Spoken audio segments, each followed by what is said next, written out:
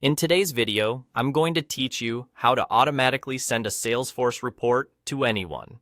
If you've ever wished a report could show up in someone's inbox on a set schedule, this walkthrough is for you. We'll use Salesforce's subscribe feature to turn a regular report into an automatic email, and the whole process only takes a minute. Start by heading to the Reports tab, then open the report you want to send. Make sure it's the exact version you want going out. Filters, date ranges, and columns should reflect what your recipients need. It's much easier to fine-tune the report now than after you've scheduled it. With the report open, look to the upper right corner of the page for the drop-down menu. This is usually the small arrow or kebab menu near the report's name and edit options. Click that drop-down and choose Subscribe. That opens the subscription settings panel where you control delivery. Here's where the automation comes to life. You can configure how often Salesforce sends the report to your recipients.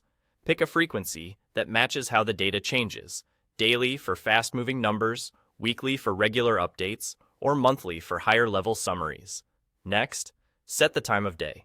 Choose a time when your data has been refreshed and your audience is most likely to read it. If your team spans multiple time zones, pick a time that works for the majority, and remember the schedule follows your org's settings. Now, set the other key details: frequency, time, attachments, and recipients. If you want the file delivered with the email, enable the attachment option so the report lands as a file instead of just a link. Keep in mind that very large reports may be trimmed in email, so include only the columns and rows that matter. Add your recipients, making sure they have the appropriate access to the data. Depending on your organization's configuration, you may be limited to people inside your Salesforce environment. Use a simple naming convention in your subject and message to make the purpose clear. Once everything looks right, click Save. You'll see a confirmation that your subscription is active, and Salesforce will handle the sending on the schedule you chose.